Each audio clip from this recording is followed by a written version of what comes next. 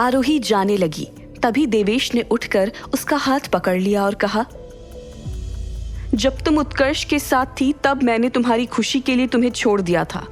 वो मेरी मर्जी थी और आज तुम्हें पाने का सोचकर जब मैं आया तो पहली कोशिश में तुम्हारे इतने करीब आ गया। सोचो मेरी अगली कोशिश में और क्या हो सकता है।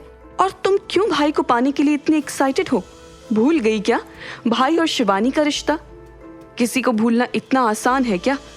अगर होता तो इतनी बार तुमसे ना सुनकर मैं भी तुम्हें भूल जाता।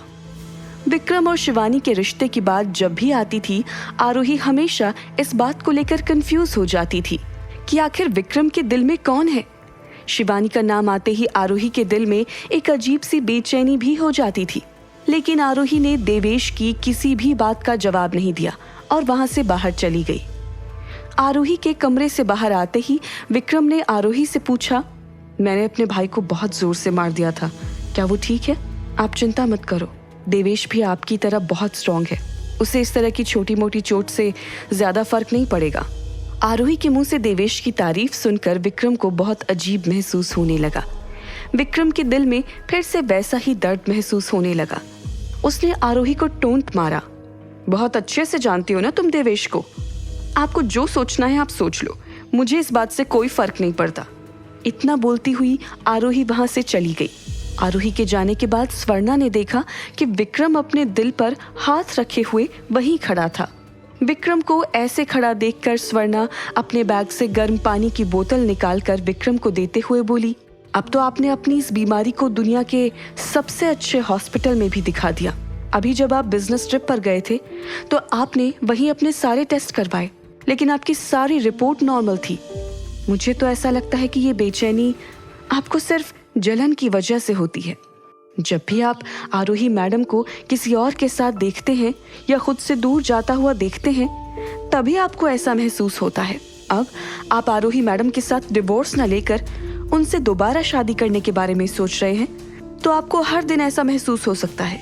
आरोही मैडम बहुत अट्रैक्टिव हैं, और जब आप और देवेश जैसे समझदार लोग भी उनके प्यार में पड़ सकते हैं, तो सोचिए आगे चलकर आपको उनके कितने चाहने वालों का सामना करना पड़ सकता है। बोलना क्या चाह रही हो? मेरी मानो तो शादी के बाद आप आरोही मैडम को ज्यादा बाहर जाने ही मत देना। जितना कम वो बाहर जाएंगी, उनके चाहने वालों की संख्या उतनी कम होगी। नहीं तो आपको इस दर्द का सामना हमेशा करना पड़ सकता है। आप माने या ना माने, लेकिन आरोही मैडम ही आपके इस दर्द की वजह भी हैं और इसका इलाज भी वही है।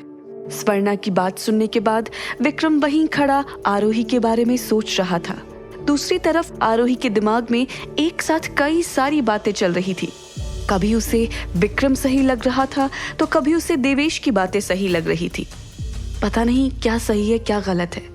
एक तरफ देवेश मुझे पाने की हर कोशिश कर रहा है, लेकिन मुझे कभी उसके साथ वैसा महसूस नहीं होता जैसा मुझे विक्रम के आसपास होने से महसूस होता है।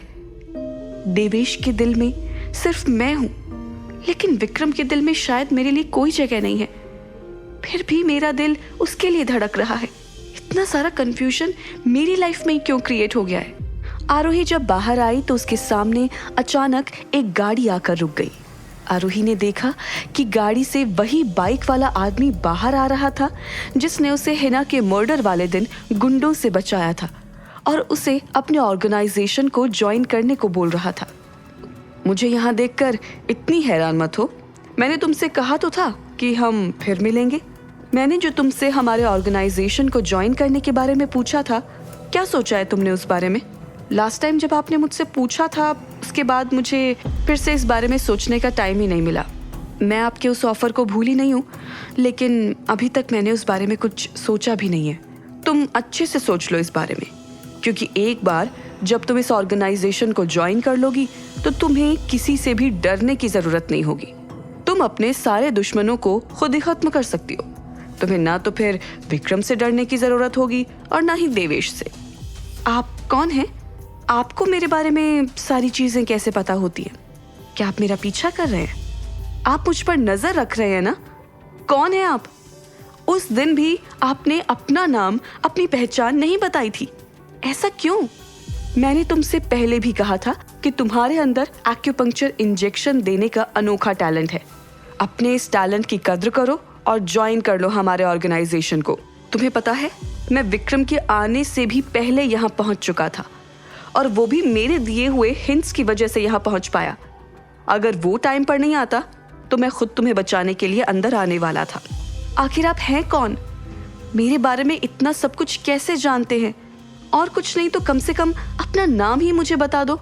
मेरे दिए हुए ऑफर का जवाब अगर हाँ होगा तो तुम्हें मेरे बारे में सारी बातें खुद ही पता चल जाएगी, और अगर तुम्हारा जवाब ना होगा तो मैं तुमसे फिर कभी नहीं मिलूंगा।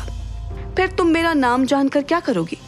इसलिए इन सारी चीजों में दिमाग लगाने से अच्छा मेरे दिए हुए ऑफर के बारे में सोचना। इतना बोलकर उस आदमी ने अपनी गाड़ी का शीशा ऊपर किया और फुल स्पीड में गाड़ी घुमाता हुआ वहां से चला गया। आरोही अभी भी वहीं खड़ी थी। उसे समझ नहीं आ रहा था कि ये आदमी कौन था और उसके पीछे क्यों पड़ा था।